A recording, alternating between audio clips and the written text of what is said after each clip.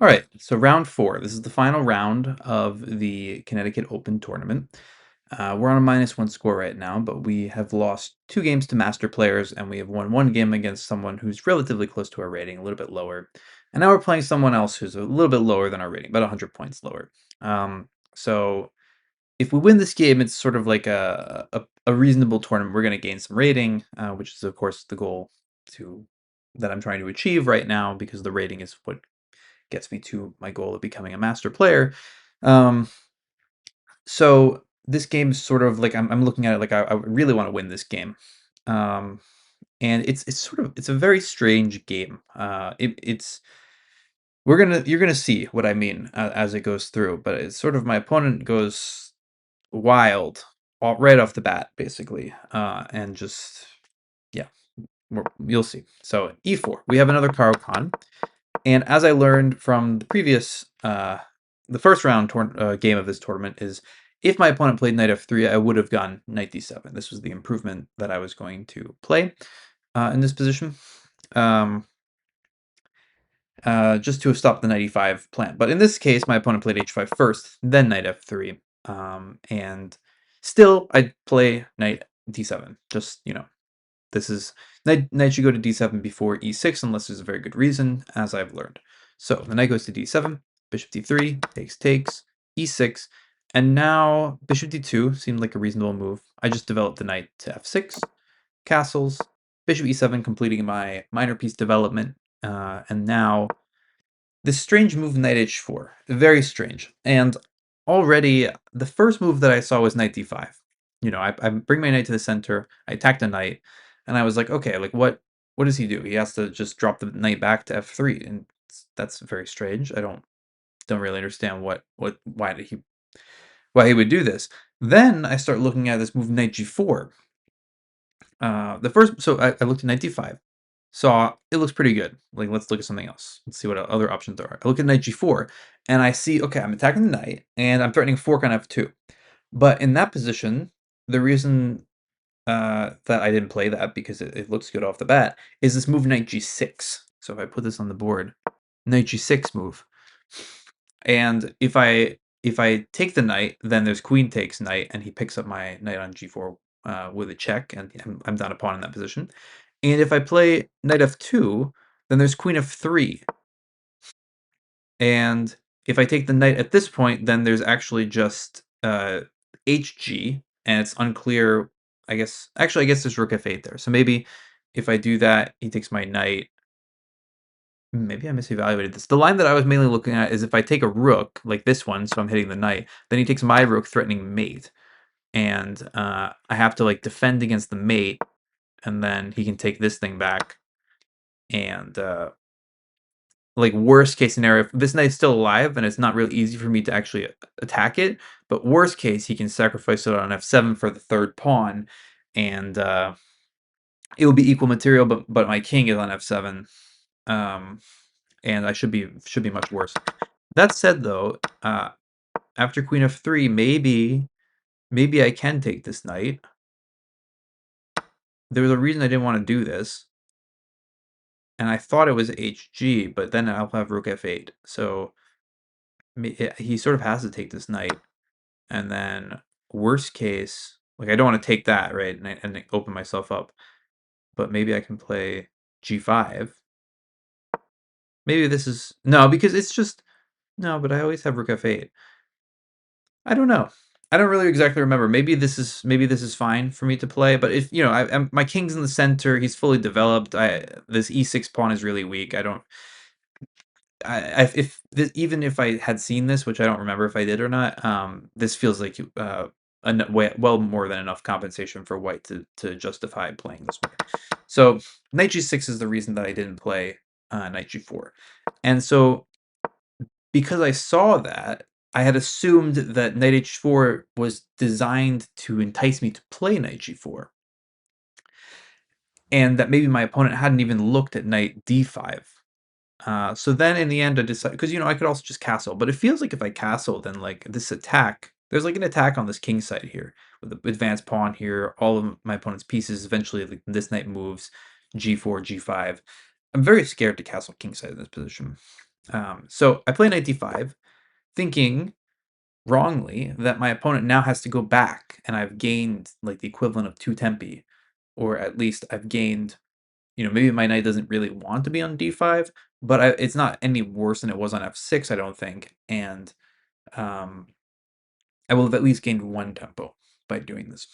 However, my opponent now plays the move knight h f5, and I'm sitting there like, oh my god, this is I am playing a wild animal right now. Like, um, to just put the knight there, and I mean, it makes some sense because, right, if I take it, then the next knight comes in, there's pressure on g7, there's pressure on e7. If I castle, then there might be sacrifices on h6. Um, but in the end, I decide that I haven't done anything wrong enough to allow a full piece sacrifice like this. It feels very artificial for white, and so I sort of just ask my opponent to show me what he has, which may be a little risky because it's possible that I did miss something. But I have to take it, and then here maybe King f8 is a good move. After the game, my opponent said that he also thought that King f8 was a good move here, but yeah, if I play King f8, it's like my rook is sort of just gonna be stuck on h8 for a long time, and I have a piece for it, so it's not like nothing, but it just felt like very impractical. Like if I wanna take this piece, why would I then give my opponent some actual compensation for the piece, which is that my rook is out of play for the time being. So I decide eventually to castle. And now the main move that I was concerned about was queen g3, and my line after queen g3 went like this: queen g3, bishop g5. If he takes it, then I take with the queen, and I trade the queens, and I'm totally fine. f4. Uh, Now I saw that if I played queen f6, there'd be queen g4, and that I thought was going to be problematic for me.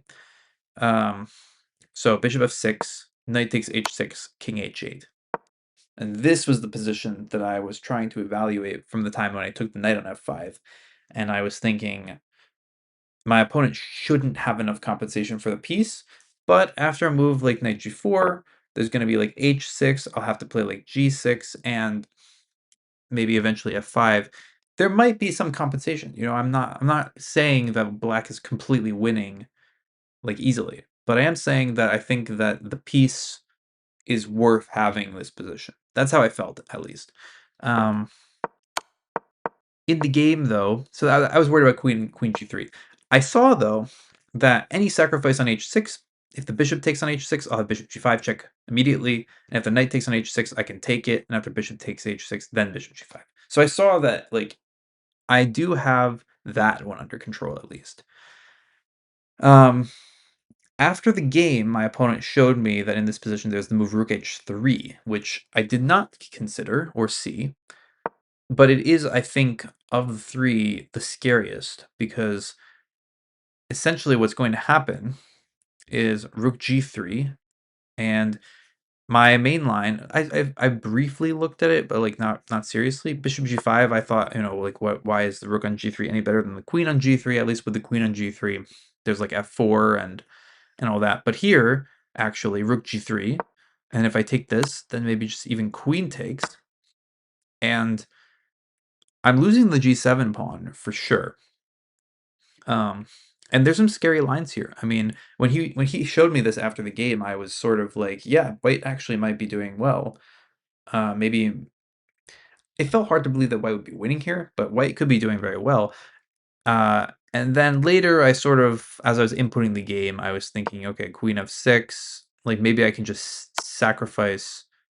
I could even think about sacrificing the queen here, honestly, and then say, okay, like I have a knight, and there are two knights and a rook for a queen and 2 pawns. So it's 11 points of material for my opponent, and that's also 11 points of material for me. So technically speaking, the material count is balanced in this position. My king is a little bit more exposed than his, so maybe that's something to be worried about. But I do have the knights, which should be able to defend. This would be a very interesting position. I don't know who's better here. This is going to be an interesting one to look at. Um, But, worst case, actually, I can like, if I don't wanna do that, then maybe I can even think about this move, and then I briefly looked at this move, rook g6. I have to take it. Queen takes, king g8, and then I'm not sure if there's like there's this move to consider, threatening mate on h7. This could be bad, you know? This is one of those things where you could just end up being like totally lost with black. So um, here maybe I would have to sacrifice the queen, which means if that's the case, then rook h3 I think would be a good move. Maybe that endgame with like the two knights and rook versus the queen is the best that I have, after rook h3. I don't know. But I wasn't even looking at that line in the game. I was mostly, in this after castles, I was mostly concerned about queen g3, and I saw that any sacrifices on h6 right now, I'd be totally fine. In the game, none of the above occurred. c4. c4, though, I felt was a good sign for me, because after I played the move knight b6, I also briefly considered knight c7 because maybe I'll want to go to e8 or e6 to protect g7. But I felt like, okay, knight b6 makes it so, I still have knight h6 and bishop h6 under control, and um, queen g3 is now worse, because now if the same line happens, f4, bishop f6, knight h6, king h8, not only is the knight hanging on h6 in this line, but also the pawn on c4. So if you imagine a similar line with knight g4, now I can actually even consider taking on c4, and the bishop is going to have to leave this diagonal, but it does have the long diagonal that it can come to. It just felt like in this position, maybe a move like knight b6, and I think the c pawn is relevant. I think that um, I now have the d5 square totally under my control. The attack is real, on my king, but as long as I keep the bishop out of the attack with these knights, you know, uh, h6 can come, but I'll always meet it with g6, and f5 could come, but I'll have the g5 square to give a check, and it feels like I should have enough. Maybe I don't, but it felt like this was a better version for me after c4, um, than it was without it. However, in the game, after knight b6, my opponent takes on h6, which I at first was like, oh my god, like, did I miss something here? But very quickly I realized that no, my opponent is the one who missed something. I take, bishop takes, which would be extremely strong, right? This would be an extremely strong attack, if not for the fact that bishop g5 is a check, which he said that he missed. He actually said this during the game after I played bishop g5 check, that he missed that it was a check. So, I don't know if it was luck, that allowed this to happen, but um, or because he did see the move rook h3. He was showing it to me after the game. Um, but anyway, after takes, king b1, I play king h8, rook h3 now, I play rook g8, h6, allowing queen g6, and now that the queens are coming off the board, I really have no issues. I'm up 2 knights. b3, I just play rook a e8, and my opponent resigns. So I finished the tournament on even score, 2 out of 4, gained like some number of points, I think maybe like 8 or 9, something like that. Um, so yeah, overall it was a reasonable result. There are, of course, chances in my third round game that I'm a little disappointed by, because that game could have been pretty big for me. Maybe could have broken 2000 if I win that game. But there are going to be chances in tournaments to come, and I just need to get better at taking them when they arise.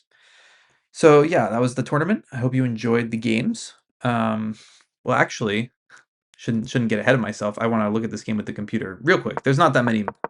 There's not that many moments. Um, yeah, knight h4 felt very strange, and actually the refutation to it is just castles, and there's just nothing there. Knight d5 is sort of ambitious, but knight f5 is sort of insane. There is compensation though. There is definitely compensation. Takes. Castles is right. So takes and castles is the correct continuation, which is good. That makes me happy, because it was scary to do this, but I felt good about it. So the c4 apparently is the best move. You should throw this in. But queen g3, this line that I was looking at is the other the other line here, here, knight h6, king h8, knight g5 or knight g4, knight f5, both fine moves. Yeah, so that's all correct. C4 though, knight 5 b6. Now queen g3 is actually somehow it thinks it's the same strength. I wonder why. Here, f4, bishop f6, knight h6, king h8, knight g4. If I take on c4, oh, I should just play bishop takes d4 though. Yeah. Well, okay. Who knows? It's black is better though. So after here, there's this, and then that's very quickly over. The other move though, the only one that I really care about looking at is this move rook h3 here. And after bishop g5, rook g3, not taking on d2 is important.